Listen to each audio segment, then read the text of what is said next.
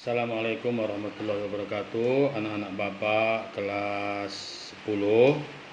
Ini kita akan melanjutkan pelajaran yang mana yang lalu tentang otonomi daerah. Sekarang kita masuk kepada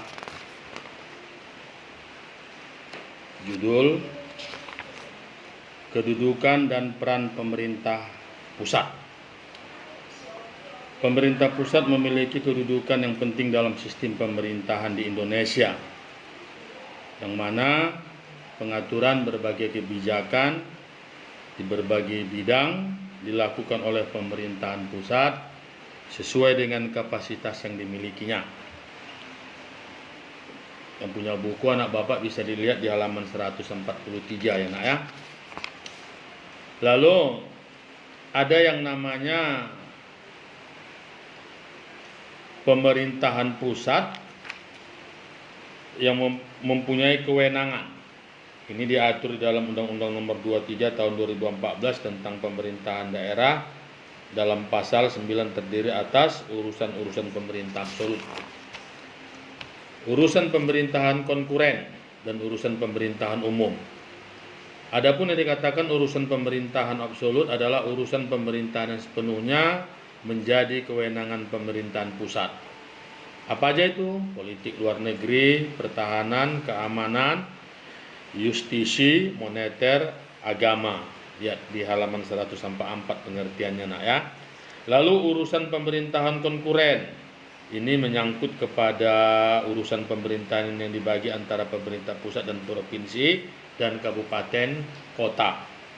Adapun yang dimaksud dengan pemerintahan itu yang dikatakan dengan konkuren serta ajas tugas pembantuannya, yaitu ajas desentralisasi,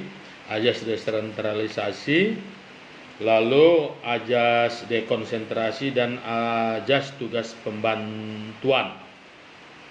Dan yang ketiga, urusan pemerintahan konkuren, yaitu urusan pemerintahan yang lokasinya lintas daerah provinsi, urusan pemerintahan yang penggunaannya lintas daerah provinsi, di halaman 145 ya nak ya.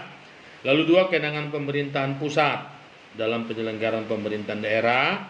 Ini diatur dalam Undang-Undang Nomor 23 Tahun 2014 Pasal 16. Lalu yang B, kedudukan dan peran pemerintahan daerah.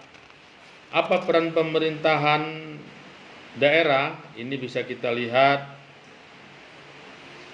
bahwa pemerintahan daerah itu harus bisa melaksanakan fungsinya. Karena bagaimanapun pemerintahan daerah itu harus menjalankan apa yang harus sejalan dengan pemerintahan pusat. Ya. Lalu ada dibagi lagi menjadi unsur pemerintahan daerah.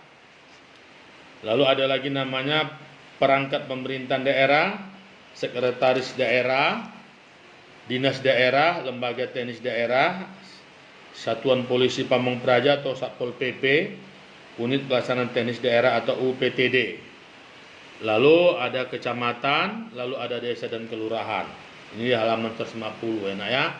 Bapak kira hanya itu aja, dan Bapak harapkan anak Bapak supaya belajar karena kita menghadapi ujian semester. Semoga nilai-nilai anak Bapak lebih bagus dari yang MIT dan lain-lain. Dan saya rasa demikian yang saya sampaikan. Mudah-mudahan anak Bapak pahami yang Bapak jelaskan. Wabillahi taufiq wal hidayah. Assalamualaikum warahmatullahi wabarakatuh.